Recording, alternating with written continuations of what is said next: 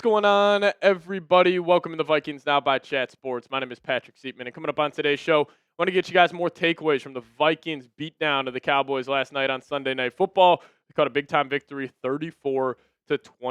And I think one of the biggest takeaways, we're going to start off here, Jalen Nailor, speedy. He looked absolutely unbelievable, and specifically the connection he has with J.J. McCarthy. I mean, we were all hoping J.J. would have this connection with the other J.J., Justin Jefferson, but he's got that connection with Jalen Nailor. Now, I thought that throw McCarthy had on his first touchdown, rolling out of the pocket, flipped his hips, delivered a frozen rope 40 yards down the field. I thought that was an awesome throw, but also that was a badass catch by Jalen Nailor, and he's been cooking with J.J. McCarthy as the quarterback. These are his stats with J.J. McCarthy starting this year as a wide receiver 3.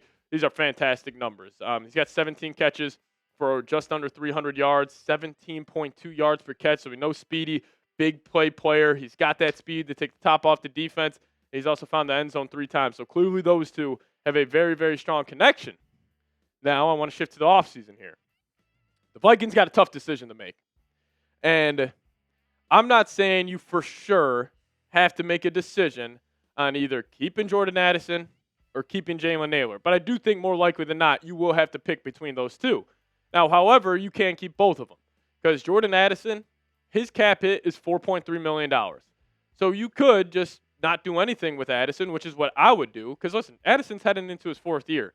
You can pick up his 5th-year option. You don't need to extend him. You don't need to trade him. And you can get him still on the books for his rookie scale deal for the next 2 seasons. So I would have the Vikings head that route. But also, what if you just extend Jalen Nailor? And then you just backload his contract. Like, there is a world where even if you give Jalen Nailor, like my contract projection for him, 3 years, $36 million, $12 million a year, you could just backload that deal and have him on the books for maybe $5-6 million next year because Jefferson, he's got a big-time cap hit coming down the road. But then if you just take, Addison at 4.3, maybe you got Jalen Nailor on, call it 5.7, and then you got those two eating up $10 million, then Jefferson getting that $35 million. That's not like a huge chunk of your cap space going towards the wide receiver position. And plus, he's got a great connection with that young quarterback. So if you are going to keep J.J. McCarthy, I would probably do what you can to keep Jalen Nailor. This guy's awesome. The thing about Nailor I love so much is, 1, he's had a lot of clutch plays as a Minnesota Viking. And 2, he has gotten better every single year. This isn't a guy where we saw him coming out of Michigan State. I mean, he was a 6th-round pick where, like, the first 2 years, he was an okay wide receiver 3. Tried to get on the field here and there. But then the last 2 years, 7 touchdowns last year, 3 touchdowns this year. He's been absolutely awesome. So I would do what I can to pay Jalen Nailor. Again, it's a tricky conversation because the Vikings are just strapped for cash right now. That's the reality of the situation. Like, Kwesi completely blew this offseason. I mean, the Jonathan Allen deal, like, I would fully expect him to probably be cut or restructured this offseason, but it's tricky. So you guys let me know your thoughts. Should the Vikings pay Jalen Nailor? Give me a Y for yes, or give me an N for no.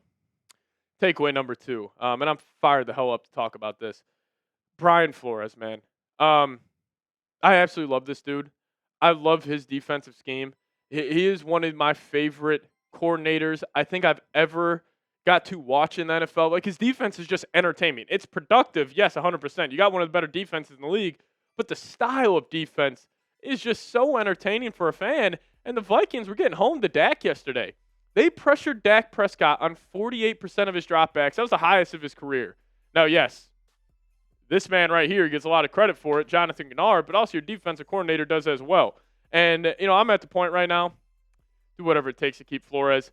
I don't mean to be the, bearer of bad news here, but I'm starting to get to the point where I would be shocked if he's back as the defensive coordinator next season, just because teams are looking at the Vikings, they're looking at what they're doing defensively, and they're seeing how hard they play every single week, and whether Greenard's out of lineup, whether Van Ginkel's out of lineup. Like, this defense shows up over and over again. And I thought what was so interesting, and don't mean to give a dig here at Harrison Smith, but Harrison Smith's a one-trick pony at this point.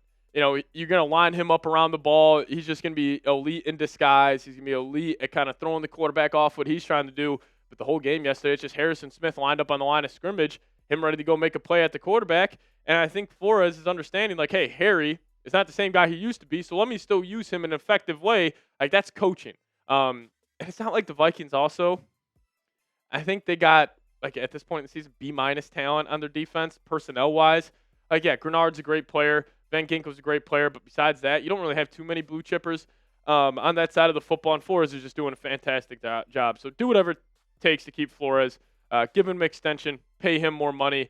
I'm just a little concerned that he might get a head coaching job, and that would really hurt because I love this dude. I love the way he plays, or I love the way he coaches that side of the field. So if you guys want the Vikes to keep Flores as the DC, go down there, hit that thumbs up icon for us, and we'll dive into more takeaways here in a second. But before we do so, I got to tell you guys about today's presenting sponsor, and that is Factor Meals. And eat smart at factormeals.com/VikingsChat50 off, and use promo code VikingsChat50 off to get 50% off your first box plus free breakfast for 1 year. Now, there's no doubt that eating well during the holidays can feel impossible. That's why I use Factor's chef-prepared, dietitian-approved meals to help me stay balanced and energized through the most indulgent time of the year. And Factor, unlike meal kits, they require prep and cooking. Factor delivers fully prepared, ready to eat in just 2 minutes. And I also love Factor. They got a ton more variety, a ton of more meals where you guys can choose from a wider selection of weekly meal options, including premium seafood choices like salmon and shrimp, and no extra cost. I use Factor pretty much every single day. You know, living a busy lifestyle here, covering the Minnesota Vikings, and always feel like making a home-cooked meal when I get off of work. That's where Factors came in and completely changed my life. So eat smart at factormeals.com/VikingsChat50 off and use code VikingsChat50 off to get 50% off your first box and plus free breakfast for 1 year. That's code VikingsChat50 off at factormeals.com for 50% off your first box plus free breakfast for 1 year. This exclusive holiday offer won't last. Lock in your savings before the New Year rush. Offer only valid for new Factor customers with code and qualifying auto-renewing subscription purchase. Can't believe we're doing it, but we're doing it. 87, TJ Hockenson. He showed the hell up last night. Hock was absolutely fantastic. And, he has not been, the most consistent tight end for the Vikings. He has kind of been a little bit of a shell of himself, but he was great last night. 4 catches, 66 yards. I thought he was amazing. He was bouncing off defenders. He was breaking tackles, and he looked good last night. And I will give credit to TJ Hockenson. Like, we have been very, very critical of him throughout this entire season, for right reason. Like, he's looked like a shell of himself, but he played his best game of the season versus the Cowboys. That one catch he had from J.J. McCarthy was over his shoulder, tracking the football at a high level, and it just fell right into his lap. It was an unbelievable throw by McCarthy, but also unbelievable concentration from TJ Hockenson. And I'm happy to finally see that connection build because we saw J.J. have such a great connection with a guy like Colston Loveland back at Michigan, and now he's starting to build that connection with even more guys like Josh Oliver, TJ Hockenson getting more involved. Like a tight end, it is the best friend for a young quarterback. And Hawk played some of his best football last night against the Dallas Cowboys, which is a very good sign. I still don't think this changes the Vikings' plans for Hockenson this offseason. I still would fully expect him to either get cut or traded this offseason, just be due to his cap hit number. But still, number 87 showed up, so I do want to give him his flowers. And then I will give flowers to this guy right here, Kevin O'Connell. He has adjusted. Now, 3 weeks ago, I was saying the Vikings should fire Kevin O'Connell, and I will walk back that take. I will flip-flop on that. I know you guys love giving me a hard time for flip-flopping on my takes, but that is just the reality of covering an NFL team throughout the entire season. I mean, this guy's stock, it was at an all-time high before the year. It completely plummeted during the season. Now it's starting to creep back up because you know what I loved yesterday? I absolutely love this. You may be saying, Patrick, the Vikings only ran for 77 yards yesterday. It was only 2.8 yards per carry. Why would you love that? Because of this. 28 carries. J.J. McCarthy only threw the ball 24 times. This guy, he stayed committed to the run even when it wasn't working. Even when the Vikings were down 23-17, he stayed committed to the run.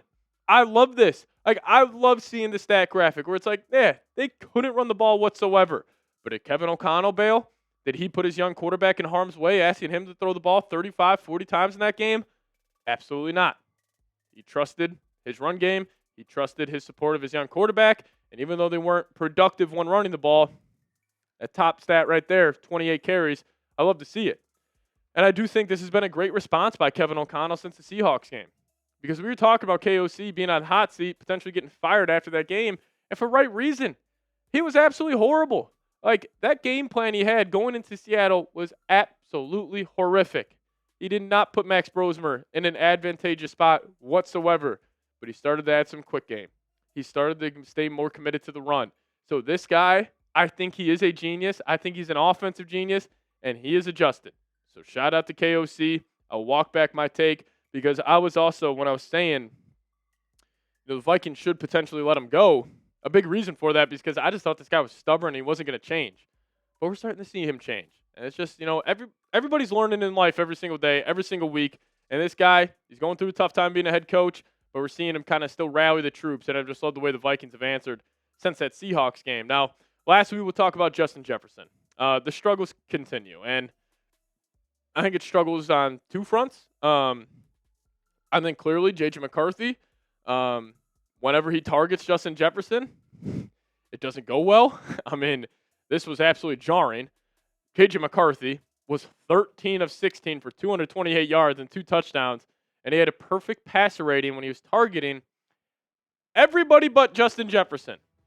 But when he targets Jefferson, he was 2 of 8 for 22 yards, 0 touchdowns, and 1 pick.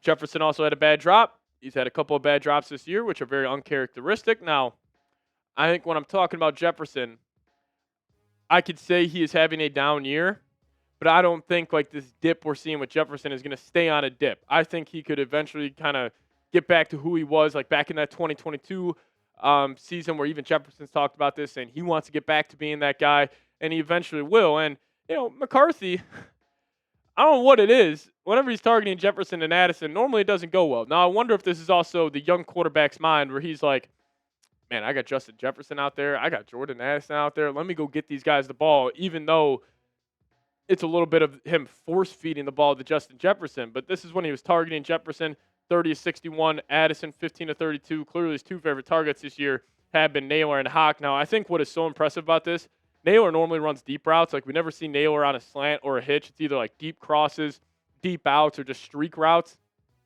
61% on those. That's awesome stuff. And then Hock, I think that's just at 70% since he's the underneath guy in the Vikings offense. But this has to get better, and I know it will get better.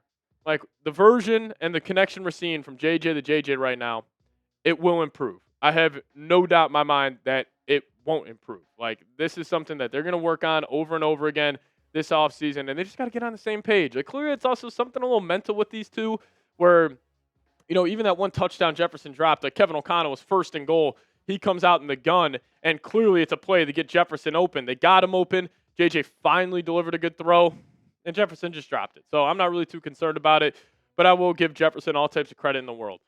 This guy just wants to win football games. Through and through, that's all he cares about.